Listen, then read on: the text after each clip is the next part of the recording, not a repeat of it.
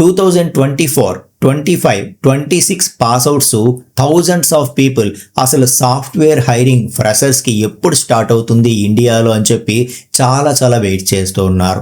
So అసలు hiring ఉంటుందా ఉండదా అని ఒక భయం కూడా వాళ్ళలో క్రియేట్ అవుతుంది.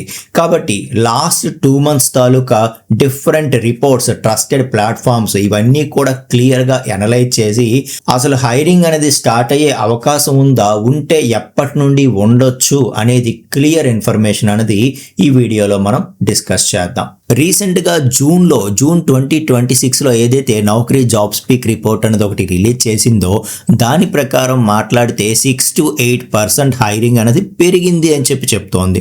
కానీ మనకు అనిపించవచ్చు, సో ఎక్కడ 6 to 8% పెరిగితే ఎక్కడ ఉన్నాయి ఆఫర్స్, అసలు హైరింగ్సే లేవు కదా. సో నిజానికి దీని వెనక రీజన్ ఏంటి అంటే ఆ పెరిగింది కూడా ఫస్ట్ మనకి నాన్ ఐటీలో కొన్ని పొజిషన్స్ అనేవి, కొన్ని హైరింగ్స్ అనేవి అవుతూ ఉన్నాయి. సో ఆ పెరిగినది ఏదైతే ఉందో అది నాన్ ఐటీ రిలేటెడ్ రోల్స్ అవ్వటం వల్ల మనం ఎక్కడా కూడా దీనికి సంబంధించి నోటిఫికేషన్స్ అనేవి చూడలేకపోతున్నాం. సరే, మరి ఇప్పుడు జూలై వచ్చింది కదా, జూలై నుండి కానీ ఆగస్ట్ నుండి కానీ ఏమైనా పెరిగే అవకాశం ఉందా అంటే మార్కెట్లో లైట్గా మూమెంట్ అయితే స్టార్ట్ అయింది. రీసెంట్గా లాస్ట్ 1 or 2 monthsలో కొన్ని కంపెనీస్ ఫ్రెషర్స్ హైరింగ్ కూడా స్టార్ట్ చేశాయి అని చెప్పి చూస్తూ ఉన్నాము. మరికొన్ని కంపెనీస్ ఏవైతే ఇంతకుముందు ఆల్రెడీ చాలామంది ఫ్రెషర్స్ని సెలెక్ట్ చేసుకున్నాయో వాళ్ళకి ఇప్పుడు ఆన్ బోర్డింగ్ ఇస్తూ ఉన్నాయని కూడా మనం చూస్తూ ఉన్నాం. కానీ నిజానికి ఇంకా ఫుల్ రికవరీ అనేది జరగలేదు. మనం కంపెనీ వైజ్గా తీసుకొని వాళ్ళ డేటా మనం ఎనలైజ్ చేసినా కూడా టీసీఎస్ అనేది ఏప్రిల్ టు జూన్ మధ్యలో థౌజండ్స్ ఆఫ్ పీపుల్కి ఆన్ బోర్డింగ్ చేసింది. అలాగే స్టిల్ ఇంకా సెలెక్ట్ అయ్యి ఆన్ బోర్డింగ్ అవ్వని వాళ్ళు చాలామంది ఉన్నారు. సో కాబట్టి ఫస్ట్ వాళ్ళందరికీ కూడా ఆన్ బోర్డింగ్ చేశాక అప్పుడు నెక్స్ట్ రిక్రూట్మెంట్ అనేవి, నెక్స్ట్ హైరింగ్ అనేది ఉంటుంది అని చెప్తున్నారు. మమ్మల్ని సెలెక్ట్ చేసి ఇంకా ఆన్ బోర్డింగ్ కి కాల్ చేయలేదు అని చెప్పి చాలా మంది ఏదైతే వరీ అవుతూ ఉన్నారో వాళ్ళందరికీ కూడా ఇప్పుడు ఆన్ బోర్డింగ్ చేయడం అనేది ఒక మంచి పాజిటివ్ సిగ్నల్ గా మనం తీసుకోవచ్చు. అంటే నెక్స్ట్ ఇదంతా కంప్లీట్ అయిన తర్వాత హైరింగ్స్ కూడా ఉండొచ్చు అని చెప్పి మనం క్లియర్ గా ఎక్స్పెక్ట్ చేయొచ్చు. అలాగే ఇన్ఫోసిస్ మనం తీసుకుంటే ఇన్ఫోసిస్ రీసెంట్ గా థౌజండ్స్ ఆఫ్ ఫ్రెషర్స్ ని హైర్ చేస్తాము అని చెప్పి ఆల్రెడీ అనౌన్స్ చేసింది. సో 2027లో మేము అరౌండ్ 20,000 ఫ్రెషర్స్ని హైర్ చేస్తాము అని చెప్పి ఆల్రెడీ అనౌన్స్ చేసింది.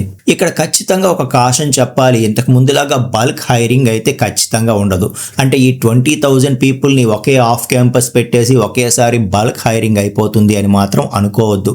సో ఇది డిఫరెంట్ మెథడ్స్లో జరిగి మొత్తం అన్ని మెథడ్స్లో అంటే ఏంటి, సెలెక్టెడ్ కాలేజెస్కి క్యాంపస్ రిక్రూట్మెంట్స్కి వెళ్ళడము, ఆఫ్ క్యాంపస్ కండక్ట్ చేయడము, స్కిల్ బేస్డ్ రిక్రూట్మెంట్ చేయడము.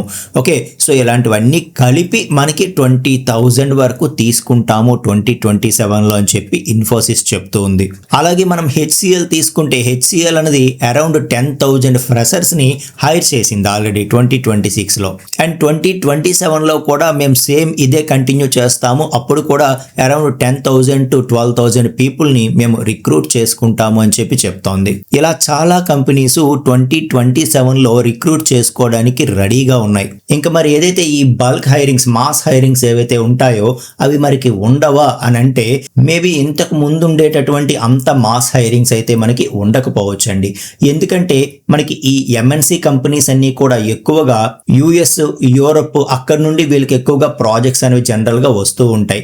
సో ఇప్పుడు అవి బాగా తగ్గాయి అనమాట. అక్కడ క్లయింట్స్ మనకి దొరుకుతున్నా కూడా ఏమవుతుందంటే వాళ్ళు ఇంతకు ముందు పే చేసేలాగా ఎంప్లాయీ హెడ్ కౌంట్ని బేస్ చేసుకొని వాళ్ళు పే చేయడానికి ఇష్టపెట్టుకోవట్లేదు. సో ప్రాజెక్ట్ ఇస్తే ప్రాజెక్ట్ అవుట్కమ్ బేస్డ్, రిజల్ట్ బేస్డ్గా ప్రతిదీ కూడా ఇంకా పేమెంట్స్ అనేవి ఉంటాయి అన్నమాట.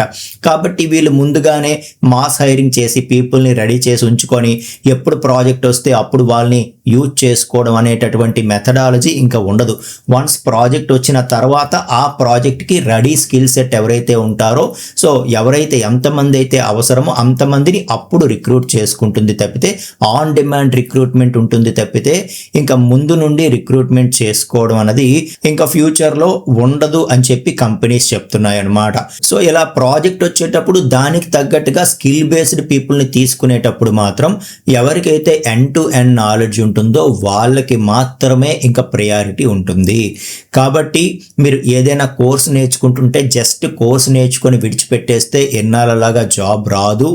మీరు ఓన్గా ఆ కోర్స్ నేర్చుకున్న తర్వాత అట్లీస్ట్ 2 to 3 ప్రాజెక్ట్స్ చేయాలి. సో ఎవరైతే అలా చేస్తారో వాళ్ళకి మాత్రమే ఎండ్ టు ఎండ్ నాలెడ్జ్ ఉంటుంది, వాళ్ళు మాత్రమే సెలెక్ట్ అవుతారు. ఇదైతే గుర్తుపెట్టుకోండి. ఈలోపు ఎప్పుడు మాస్ హైరింగ్ ఆఫ్ క్యాంపస్లు వస్తే అప్పటి వరకు వెయిట్ చేస్తానని మాత్రం దయచేసి అనుకోకండి. మీకు కనబడే ప్రతి జాబ్ నోటిఫికేషన్కి అప్లై చేస్తూ ఉండండి. ఒక పక్క స్కిల్ అప్గ్రేడ్ చేసుకుంటూ ఒక పక్క నంబర్ ఆఫ్ కంపెనీస్కి అప్లై చేస్తూ ఉండండి. అండ్ ప్రతి జాబ్కి కూడా సేమ్ రెజ్యూమ్ అనేది పంపించొద్దు. అక్కడ జాబ్ డిస్క్రిప్షన్ చదివి దాని ప్రకారం మీరు రెజ్యూమ్ని అప్డేట్ చేసి పంపిస్తూ ఉండండి. మీకు కాల్స్ ఎక్కువ అయ్యేటటువంటి అవకాశం ఉంటుందన్నమాట. మనకి ఫ్యూచర్లో దీని మీద ఇంకా అప్డేట్ ఏదైనా తెలిస్తే మరోసారి వీడియోతో మీ ముందుకు వస్తాను. ఈలోపు స్కిల్ అప్గ్రేడ్ చేసుకొని రెడీగా ఉండండి. సో ఎవరైతే ఆల్రెడీ సెలెక్ట్ అయి ఉన్నారో, ఆన్ బోర్డింగ్ కోసం వెయిట్ చేస్తున్నారో, ఈ ఇయర్ ఎండ్ లోపు మ్యాక్సిమం ఆన్ బోర్డింగ్స్ అనేవి అన్నీ జరిగిపోతాయి అని చెప్పి చెప్తున్నాయి వేరియస్ రిపోర్ట్స్. ఈలోపు మీరు మ్యాక్సిమం ఏదైనా న్యూ స్కిల్ని అప్గ్రేడ్ చేసుకోగలిగితే, ఏఐ టూల్స్ ఎలా యూజ్ చేయాలో నేర్చుకోవడం, డెవలప్మెంట్లో మీ డైలీ యాక్టివిటీస్లో ఇవన్నీ కూడా మీరు ఈలోపు నేర్చుకుని ఉంటే, స్కిల్ అప్గ్రేడ్ చేసుకుని ఉంటే మీకు అది చాలా చాలా ప్లస్ చేస్తుంది అనమాట. ఆల్ ద వెరీ బెస్ట్ అండి. నెక్స్ట్ వీడియోలో మనం మరొక యూస్ఫుల్ టాపిక్తో కలుసుకుందాం. థ్యాంక్ యూ సో మచ్ అండి.